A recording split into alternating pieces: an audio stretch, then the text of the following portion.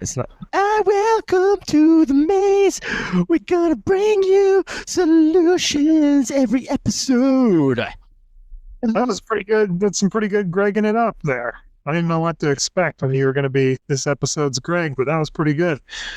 Welcome to Mazecast episode 18. We're going to be discussing Room 43 this week. I think it's probably going to be a shorter episode. There's not a lot known about Room 43, but I say that a lot of times and then I end up droning on about something for a long time. We've got Ben Heaton back on the show, who I don't think is for God, I don't know how many episodes. 10 maybe? It's been a lot. Yeah. He's been out there thinking hard about the maze. Yeah, I've got some ideas here. And I'll save them for after the intro. We've got Clue Master Alex here, known as the Master of Room 17. The master of numbers and letters. and Clue Master Barry. Thank you. That's I guess that's me. I guess I'm addressing everybody as Clue Master now. I'm just devaluing the title. You pointedly did not address me as Clue Master, I noticed. You gotta earn your place, buddy. You can't just walk out the clue door and then come back in and think you're going to be the Clue Master. Give me a moment to find some arrows hidden in room 43. Then don't forget to look for needles and eyes. Okay, room 43. I should mention my camera is not functioning tonight. Not sure what's going on there, but I think it'll be okay. I'm going to go switch over to screen share here in a minute. Yeah, there we go. And we can take a look at screen sharing. No, I didn't. I should have said there we go because I wasn't there yet. Now do you see the screen? Yeah, now I see it. Looks like room 43.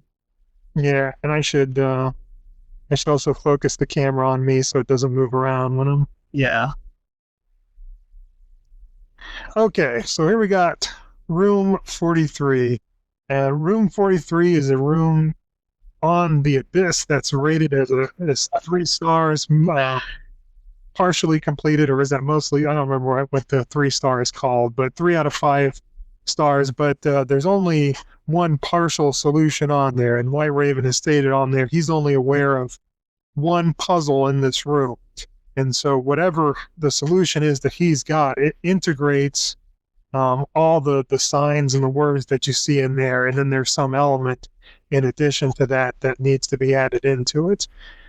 I don't know whether everything in the room really is united behind one riddle, because we don't really know what's going on in this room yet. We know very little about what's going on. Well, we know some things. It's been noted for a long time. Part is the word trap spelled backwards, and peak is the word keep spelled backwards.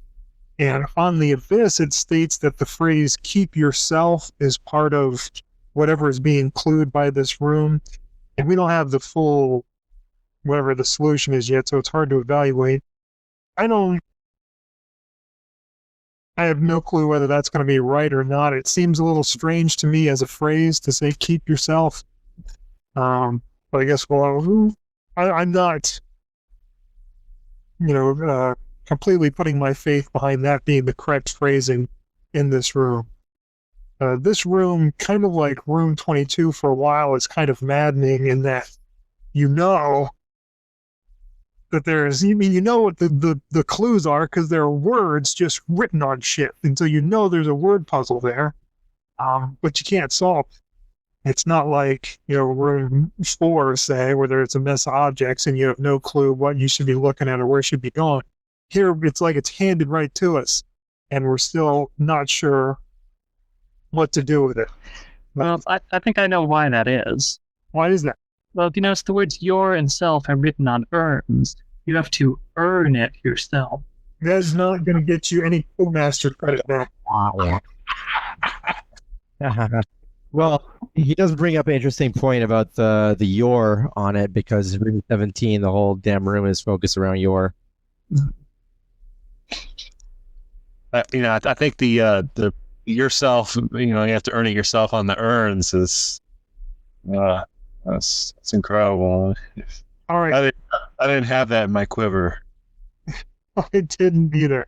I'm not sure those are urns though either. I don't think urns. They're not F4, are they? They should have vehicles, but it's kind of loose with how they define different kinds of vessels in the book. But an urn, Play pot. yeah, I think pots is probably the most likely. And pot spelled backwards is stop. Which I think, honestly, is part of it. I think that's part of the solution, but I don't want to get ahead of myself here. The first thing I wanted to talk about here is just what exactly clues in the trap mean. Because we've got rooms in the trap that seem to do nothing more than tell you that you're in a trap. You've got in room. No escape. Yeah, right. You've got the C8 knows no escape, and or is that and you've got the foundations of the maze. You've got the glyphs on the wall, and 4 of them drop. Right. And you've got the red herring warning in 22, whatever that means. But then it also seems like there are directional clues in the trap as well. Even though there's no way to get out, there's really nothing good for you to do. It seems like in room 11 that you're being urged away from room 24 and into room 40. It seems like in room 40, you're being pointed towards room 38. 38, I don't think we have any solid directional clues yet, unless, well, it's suggested on the bits that the broken key is in the break in the room is a suggestion not to cross that break in the room. I don't know how solid that is. But then at the far end of the trap, we've got rooms 43 and 22, which are as far as you can get from room 24 in the trap. And so the question is, what are you supposed to do when you get here? And it doesn't seem to direct you back towards the trap. It could potentially direct you just around in a circle in these 3 rooms in 38, 22, and 43. But it's not clear that it does either one of those things. And the pots, taking the word pots backwards, which I think is kind of a sensible direction to take because you've got trap spelled backwards and keep spelled backwards. If you take pots and spell backwards, it's stop. I kind of Earn is run. Well, not backwards, mixed up. But I'm saying even if you construe it as either word, there's still some kind of like a warning involved in the pictograms of the word. Well, but what I'm getting at is I wonder if what the book is saying is essentially just stop in these 2 rooms. Like this is as far like your option is you can just sit in these 2 rooms forever, or you can head into the abyss and sit there. What about the whole theory of the like all clues that are left over have something to do with the god? Like in terms of we've never figured out what the etching the sort of stone carvings are in what is it the ape room? Was it 38? Yeah, 38. Like we've never discovered that, and like it doesn't seem to have anything to do with the trap, but it's just like an extraneous clue. And then you've got the Bacchus sort of guy in 40. Anyway, keep going. Well, yeah, I mean, there certainly could be more guide clues in the trap. Number 6 seems pretty heavy on guide clues. And we don't know who the guide is, or we haven't figured that out. So that's certainly a possibility as well. But when you take 43 and 22, which I think they're certainly similarly situated in the trap, because if you map the trap out as a key, then 24 is on the far end of the key. They're as far as you can get from it, but they're equal distant from it. They're right next to each other, and they both seem to have this indication of stopping. In 22, you've got the octagon, and you've got some much more explicit references in the text to the idea that they could sit down and take a rest and wait for a while, but that they're too impatient, so they keep going. It certainly seemed to be referencing a stop sign. And then here, in kind of the sister room, you've got these clues to reading things backwards, and you've got these pots that could suggest stop. And really, that's maybe it's taking the parameters of the maze too literally, but essentially, if you're in this situation, those are your options. You can hang out in the trap forever, staying away from room 24, or you can go land at 24. Yeah, they both look like parlors, like entryways, into houses, big houses. I say 2 does seem like a better place to hang out. At least you can sit down there. Yeah. But I wonder whether whatever message we're looking for, I wonder whether it's going to have something to that effect.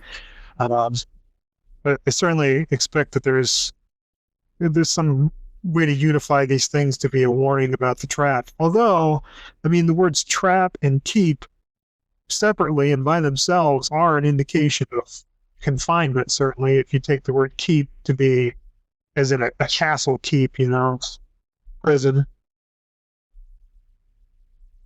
Well, there's a part of the maze that we call the trap, but that's unofficial terminology. It doesn't necessarily fit with what Manson is calling the trap here. It could be there's a section of the maze that he considers to be the keep. I mean, that could maybe he thinks of everything except 24 is the keep, and then 24 is the trap, or maybe the keep is the rear end of the key, and the trap is the head of the key where you can actually land in 24. Yeah, well, it's kind of hard to tell. Yeah. In mind there. I don't know if I could say the trap isn't official terminology, because he does use it in like 3 rooms explicitly in letters. Like maybe he's just using it as a term. You're right. It doesn't fit with like what we call the trap, though. Well, I'm just saying in terms of like, I think the path is an official term because he says path in a few of the rooms, and then trap is as well. The only one that's not is loop, because there's no indication to loop. Like there's no reference to it. Well, path is a term used in the maze, but it's not used in the way we use it to mean. Right, we use it to mean some other rooms thrown in as well. Well, even the 16-step path, I mean, it's used more broadly than that. If you go to the directions, it says clues in a series of rooms may relate to one another and may indicate a path. It seems like the word path is used more generally there. It doesn't refer to a specific path. The 16-step path isn't referred to as the path. And Alex is right. There are multiple indications of trap. And it's not clearly saying that the series of rooms taken together is called the trap, but it does suggest that it's not just one side or the other of the break, and it's not just room 24. Although it still could be. It still could just be room 24. There are just multiple. Just be reading into it way too much, and it's just, he used trap a few times, and we extrapolated on it. We're just trying to get its terminology right, man. I'm just trying to be clue masters. Mastering is important. There's something interesting I noticed here between, I think I wrote this down wrong. I wrote it down between 22 and 43. That's not what I meant. I think I meant room 2 and 43. Yep, that's what I meant. If you look at room 2 and then look at room 43, there's some interesting parallels in their doorways to 22. They both have a central doorway leading to 22, and they both have sort of a suggestion of a inner entrance. Yeah.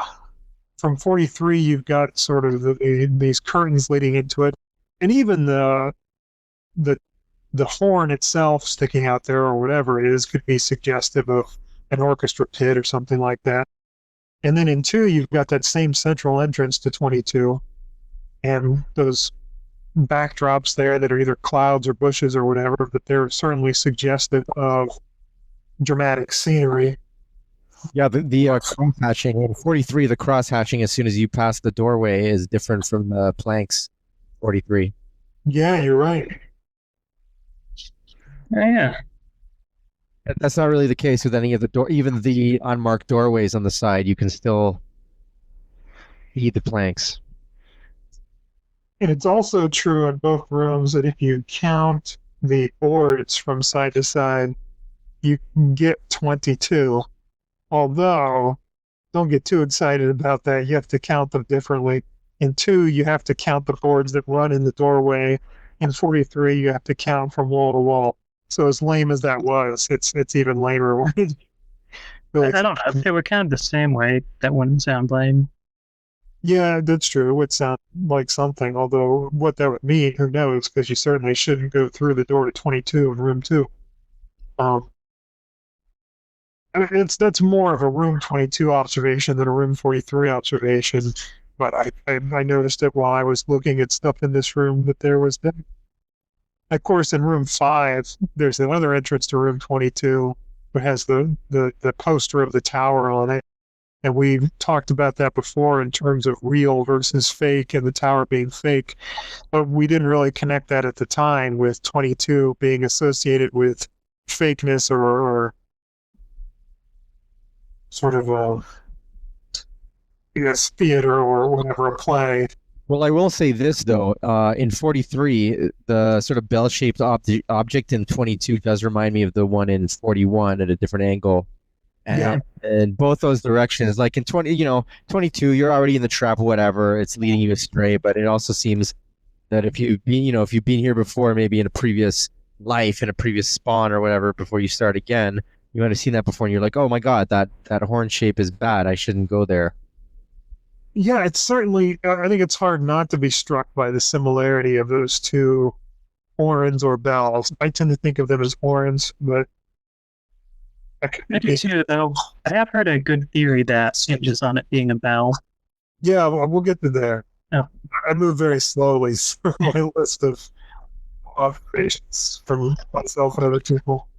Most of the time. Well, yeah, it does seem like that's a pretty heavy similarity to room 41, and again, in room 41, it's the middle door, and it's a bad door to take from 41. But we don't really know why these bells and or horns are, if they are, in what way they're indicating that these are bad rooms to take. Yeah, horns are a different story. There's horns in the Beethoven room. Which one is that? 22? Okay. 33. Right there. Yeah. No. There's horns in other. Yeah, it's room 33. Beethoven was when he wrote the Ninth Symphony.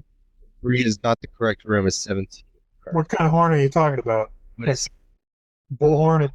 There's a horn in the doorway to 3. I'm just saying, where else are there links to, like, interlinks between rooms? Oh, sure. Well, the horn of 33. Beethoven wrote his Ninth Symphony on a French horn. I actually put that as a clockwork orange. That's how he went deaf. Yeah, me too. Well, okay. He did a great job. Let's go ahead and go to the bell solution, and this came to us from anchor person Smith on the Abyss, and it really is an ingenious reading of it.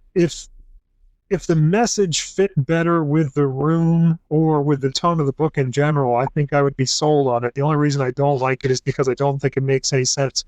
But what he said, let's get to the solution before you start criticizing it.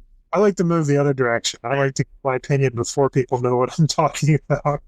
But you're right. I read it. Yeah, it's in the one. You've got peak here, which is keep backwards. You've got yourself, and in the middle, you've got bell through the door where you'd be leaving. And so the way that's read as is keep bell leaving in yourself. You're leaving is in between your and self, so it's bell leaving in yourself, and you've got keep believing in yourself. Yeah, it's a message of encouragement. I was very on that, like back when you first said that. I was disappointed when I read that, because I was like, you know what, I haven't really studied this room, and here I already know the solution, and I'm already quite moved by it, and my interpretation of it is very precise to kind of what I was thinking in my head already, which was yourself apart. But keep believing in yourself is almost it might be as good or better. But yeah, that's all I got. Carry. Yeah. That interests me. I don't know how to completely to read that or what it would mean, but you do have the part over there, and you have yourself apart. Yourself apart. I don't know. Can't do anything with that, but I think that's interesting. And you do have people holding it up, theoretically. Presumably their hands holding up those signs too. Gotta mean something. That's true. People haven't really suggested much about those people in the room. Yeah, they haven't acknowledged the fact that there's some people with. Yeah, everybody focuses on the signs. Yeah. Yeah, that's an interesting point. We're doing the spookiest rooms, sort of, in October for Mazecast, and I picked this one, and I didn't even really talk about it. It's purely an aesthetic thing, at least. It was the satyr, right? It's the satyr who tries to lure girls into the woods. Yeah, So scared. Sexier than a half goat. But what I think is spooky with this room is those hands reaching in. We can't see who the people are. I think that's creepier than the devil face in the middle or anything like that. And even the horn too, a little bit, because the horn's not just sitting on the ground like in 41. It definitely looks like someone's holding it. The idea that there are these people sort of out of reach, just reaching in and giving you these warnings, I think is kind of creepy. But got the devil in there as well. So just keep believing in yourself. I think that was, again, I think it's a good interpretation of this in terms of, I don't know, general puzzliness or rebuses or whatever. But I can't imagine I just can't think of any purpose for that message to be put in the book or this, at least in this room. The only criticism I can say about it is that you could extrapolate that as saying, "Oh, keep believing in yourself. This is not a trap. Like this is a way. There's still a way out." Right, and there's not. Right. That we know of. And there's not. I think my main criticism of it is that in order to include that thing as a bell and not a horn, you really should have put one of those things in the middle that make the noise. Clapper? Yeah, clapper. If you'd done that, it would be very clear that it's a bell and not a horn. As it is, it looks very much like how he draws horns. Although Anchor Person Smith did mention that part of a horn is referred to as the bell, regardless, which I wasn't aware of. Apparently, if you've got a trombone, the end part of it is the bell of the instrument. I don't know that I actually looked that up to fact check him, but I'm just taking him at his word on that one. Yeah, I'll trust that. The devil in the middle. Couple things that don't make their way to solutions yet, but I think are interesting. Number one, that's another word that could be a word when spelled backwards. Devil. Number two, it strikes me as a potential tarot card reference, although I can't find any tarot cards that are too close to this. But on the tarot card, the devil, it's generally the devil and then with two people with him. Often a man and a woman, which I don't know if they're supposed to be Adam and Eve or what the deal is supposed to be. Now, these figures that are on here, they're not, it's hard to make out details, but for some reason they look to me to be a man and a woman. Does it look like that to anyone else? Man on the right. No. They catamites. What's that out? They look like catamites. I'm not going to explain what that is on air, but you can look that up later on. They look like basically the whole theme with Bacchus and the young boys, that kind of stuff. I don't think they have a sex, is what I'm saying. They're just amorphous. Why are you bringing Bacchus? I just think it's a very Bacchian theme, like the guy with like either a satyr or Bacchus or something like that. I don't know. And even if it's not Bacchus, it's still that whole Greek theme with the sort of amorphous figures holding stuff up. You're talking about Under the Room 22? Yeah. What? What is Oh. what is them holding stuff up? How does that relate to? Does that relate to part of it? Because I got no explanation for why they're holding on to these sticks or levers or whatever it is that seems to be holding it up. Is that related in some way to something? No. Otherwise, oh, I was thinking of something completely different. I was looking at the pedals over the unmarked doors, and I just noticed that with the words keep yourself apart, you can actually spell the word pedal. That's nothing, obviously, but I'm just daydreaming here, and I don't know. I'm just thinking aloud, I guess.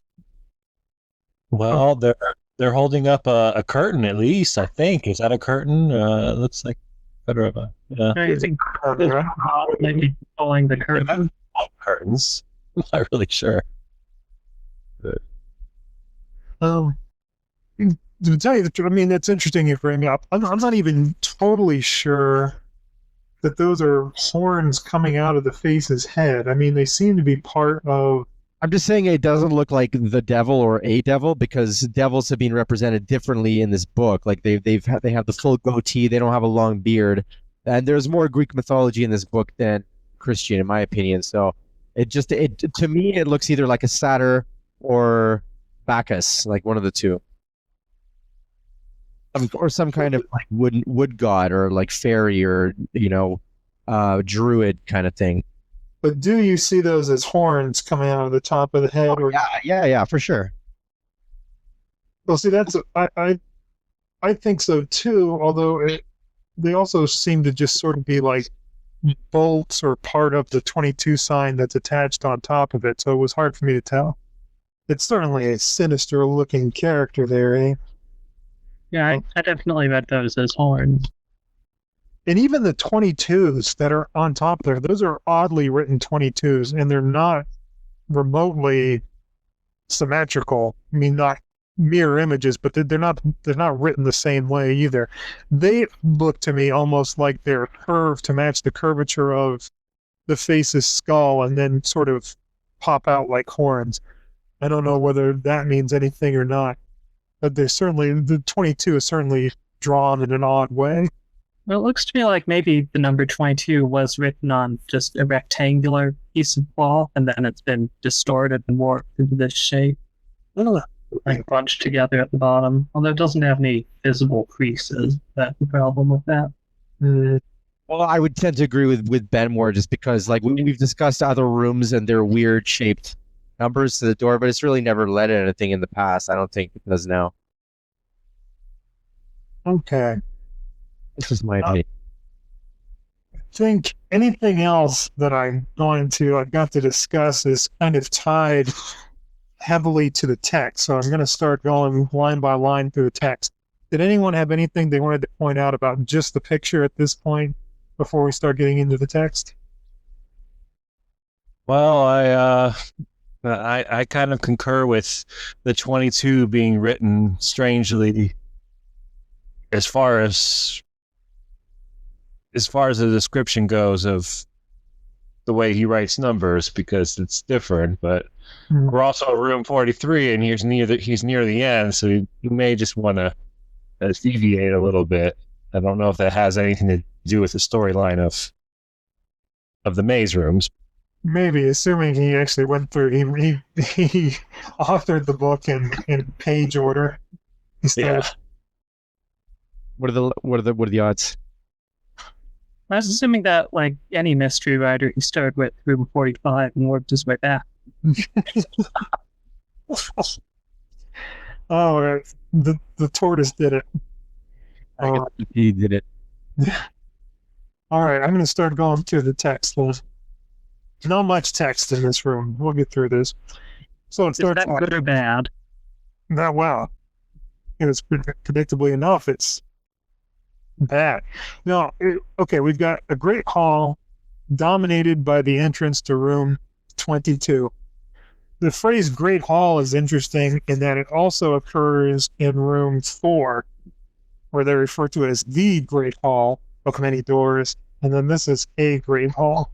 I don't know whether there's supposed to be some connection between those rooms or whether he just maybe inadvertently used the same phrasing in regard to both of them. I don't know.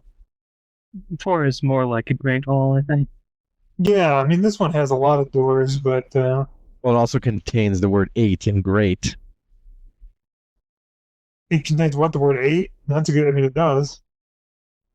Well, when you say it, yeah. 8, dominated by the ancients of room 22. And the other thing that's notable there is it actually mentions the room number, room 22, which is not that rare in the book, but it's unusual. You don't usually get room numbers mentioned in the text like that. I think in 30, it's mentioned the rooms explicitly. Yeah. The face over the door had a sly look. Now, one interesting thing about this mention of the face over the door is that if you look at the designs, and I hope my mouse movement can in some way be seen on this when I'm talking and my screen's highlighted, but if not, you can still see there are a lot of designs on the side walls that look like faces. I mean, in between the columns, in between the doors, you've got what looks like kind of a clown facey type thing with a round circular nose and then a frown on the bottom and two up the side. I see them And now. on top, you've got the two eyes and sort of a button nose in the middle, but then a big grin. And that stuff is over every one of the doors. And the face that we presume that they're talking about, the devil's face or Bacchus's face, whatever, the horned face, is actually above both of the doors leading out of this room because it's straight above the door to 22, and then right below that is the door to 38. So in a sense, it's like every door has a face over it, and speaking of the face having a sly, the face over the door having a sly look could refer to any one of the doors.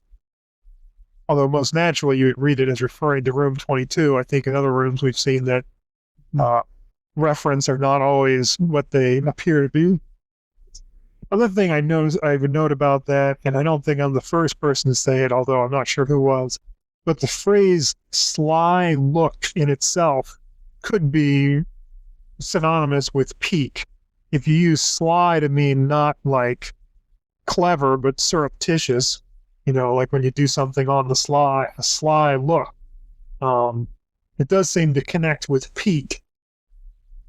Well, the other thing I just noticed too was if you were to construe all the shapes in front of the other doors as faces, they all seem to be smiling. Like they all, like the mouth part of them are all smiling. So the only one that is sort of sly looking is the 22 one. I guess. I don't know. Other than them saying that it's sly looking, I have no clue why you would describe that face as sly looking. It looks kind of sly. Like a knowing grin of smirking at you. I mean, I accept that that's the way it described it, but I wouldn't have interpreted it that way. I guess I can't read much in the features of that face. You'd assume it's kind and benevolent and all. No, but sly doesn't mean like evil. Sly means like it's not necessarily evil, but it is smirking. Hey, the letters for sly are in the words in the picture. Yeah. So if we take out those letters, what's left? Yeah, what's left after we take away sly face? Peak our. Oh, there's no heart.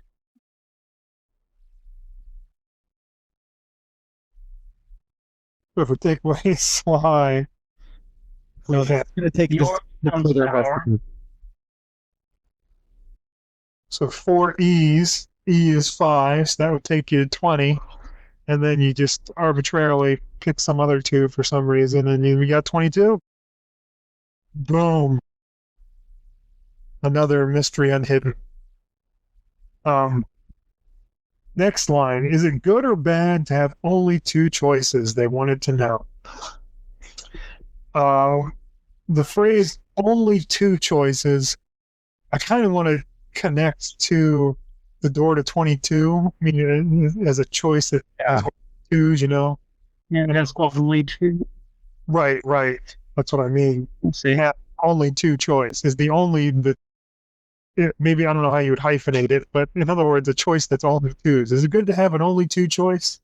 Is it good to have only two choices? Good or, I want to connect that to room 22 somehow. Well, hey, you could connect that to that sentence. These people just didn't know how to phrase a meaningful question.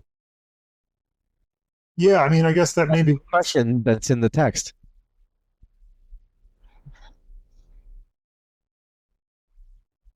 um, Maybe that's the question that you have to rephrase: is it good or bad to have two only choices, or something like that, like you were saying? yeah, although then the response is it was predictably enough neither good nor bad. So it's hard to know what the difference is, how you do rephrase it. The interesting thing, I mean, it is the door to 22 is neither good nor bad. It puts you in exactly the same situation you're in this room. Again, they are situated essentially identically in the main. So if you do interpret that line as referring to room 22, then the response is correct. The only two choice isn't either good nor bad. And I guess the meaningful question they need to ask is more, is their situation good or bad? And it's bad. yeah, These people just don't know how to phrase a meaningful question.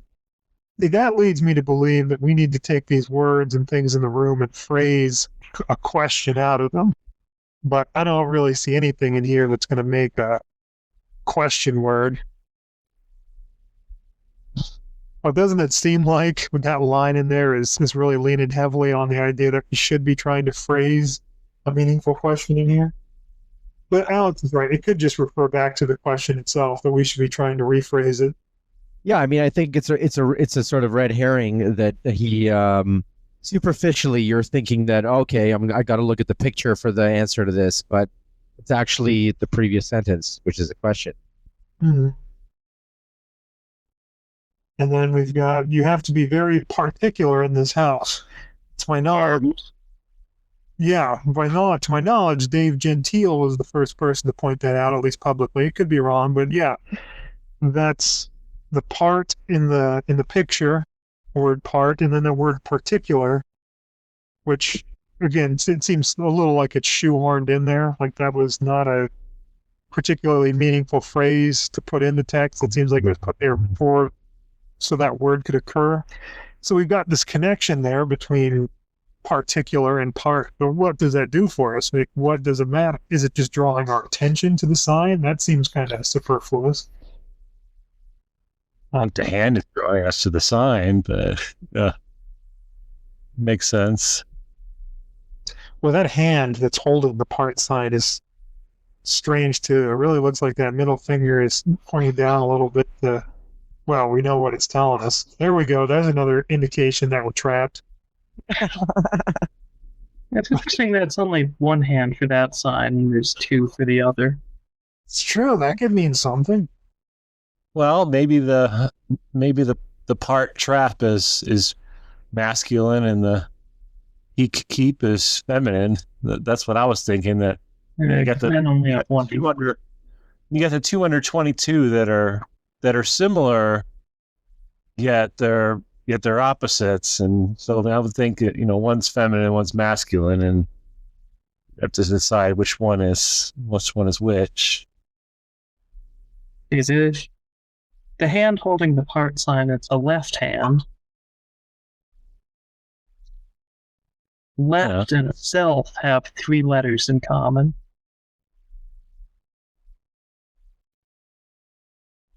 I think it's pretty clear where this is going.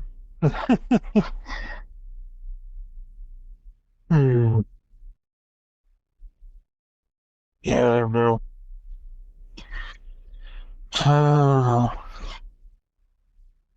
Or fingers. How many fingers do we see on the other two hands? It's hard to tell because on the right hand, on the peak sign, there could be three there, but it might just be two. It's hard to say. I think you and Well, on the left hand, you see two or thumb. On the right hand, you think that's three fingers or two? Oh, the person's right, not my right. I see. Yeah. Uh, yeah, I'm gonna count that as 2. I think it's too hard to tell, and if we were meant to tell, it would be clear. It'd be easier for us to tell. Yeah, I didn't really illustrate that quite well. It looks like a spider in my version. Oh, do you have your version? Oh yeah, I've been screeching. Yeah, you should check it out. It's nice. Oh, sorry. Hey, bring it up to full view for. All right, full view, and Control Z gives me the original colors. And Vince, you should Yeah, put the focus to it. I did. I've got the focus on. and yeah, that's what I have here, and I was working on it, while the cast was going, and I scanned it, and that's Oh yeah. Before we get into the meta talk about this thing, I just wanted to say I mentioned this before, but do you guys think that the planks in the floor and 38, the hole, does that look like an E to you? Like an E? Sort of looks like an E, like forms an E shape. maybe Yeah, It you looks- turn to me That does for us. a Space Invader, maybe. I was thinking that too. Yeah. I don't know. I had It was a space. that it certainly has the look of something pixelated, Like Yeah. just in the sense that he's done this before, where there's been letters like stray letters that you might need to complete a sentence or complete a word or some bit like that. Yeah, I mean, my difficulty with it, where you're seeing the E is at the top of the hole. The bottom, the bottom, closer to the ladder, Oh, like the At three. the bottom of the page itself, you're seeing 3 prongs there. but they're not even. No, they're not. You mean the 3 boards that are sticking out from? But I'm saying they're more even than the. No, the negative space makes the If you E. look at it sideways, it's pretty even, man. Oh, I see. Well, Pretty damn even. where the lines end is even, but not where they go back to. Well, no, but that's because I don't know if you put something on top of it. I'm whatever. That was just a side thought. I'm just saying that because my interpretation always of the keep yourself part thing was trying to get the letter A, keep yourself apart, and I don't know why. I was sort of instinctually drawn to that, but I could never find an A in this room, so anyway, I'll shut up now. Keep yourself. Yeah, like it doesn't. I mean, keep yourself. Well, there isn't A parts. There isn't. You can use that A and clone it maybe. God damn, it's just ridiculous. There are words written on stuff. We should be able to solve this. Of all the things in this book, this is something we should be able to do. Well, no, I mean, again, And like of course, trap rooms have been pretty limited in clues so far from what we've seen. Like, there's not a lot. Like, unless we're talking about trying to decipher the identity of the guide or something like that. The actual clues themselves in the trap have been pretty scarce, right? Yeah. Well, at least they've been generally unified behind one message, I think. and remember also that the 4 and 43 can be referred to as an A in lead speak. And even if lead speak wasn't, invented back then, obviously you go on a calculator or a typewriter, and you'll see the A in there, and and then 3 would be an E. yeah, exactly. Room AE. Yeah, room AE. I didn't even see that, but I'm agreeing with it already, and of course I saw it as you said it, but. Yeah. I wonder if this is a reference to the movie Titan AE. Well, obviously, if you knew the gent for it happened, or the lady, I'd say, or the last, but either or both. I don't think I've got much else to say about the would note that. Oh, sorry. Did you have something on the line of conversation that's already going? No, I just had a question. What do you guys think of like? What do you think those things are above the unmarked doors? They look like petals or like a sun with the rays coming out of them or something. Oh, unmarked doors. They look like spokes on a wheel to me, but it would have to be a pretty uneven wheel. I think they're just Oh, abstract. that's a good point. No, I never thought of that. That's a good point. I think maybe they're abstract designs that kind of camouflage the faces in the other design parts. Well, if it's below those, like on the head column heading parts, those kind of look like crowns. Yeah, Wouldn't you agree? I agree with you there. It also looks like film. That sort of the pattern above the door that traverses they either look like train tracks, a ladder, or film. You know what I mean? Yeah. Like the ones Yeah. with the squares in them. I always thought there was some unifying theme between all the ladders in the maze, because there's a lot of ladders and there's a lot of that same pattern of the ladder shape or tracks, like train tracks or something. Anyway, yeah, I got nothing else. Well, Oh, sorry, go ahead. no, sorry. Yeah, I was gonna say it does look like you've got some sort of a crown or maybe film or an explosion, like it looks like sort of like a hotel resort, like you're kind of invited to go under that curtain, but that's where I'm at. That's all. What about the California. what about the 22 sign itself? Do you think that's like a crown on that dude's head? Oh, I accidentally exited out of the picture that I drew there. The actual 22 being a crown. Well, not the numbers, but the sign that it's on. Yeah. There's a gap between the bottom of it and the guy's head. Uh, I mean, it's a weird shape, though. What is that? it's not literally a crown, but it could be made to kind of suggest a crown. You might just be going for like a cool mustache or something, or a beard.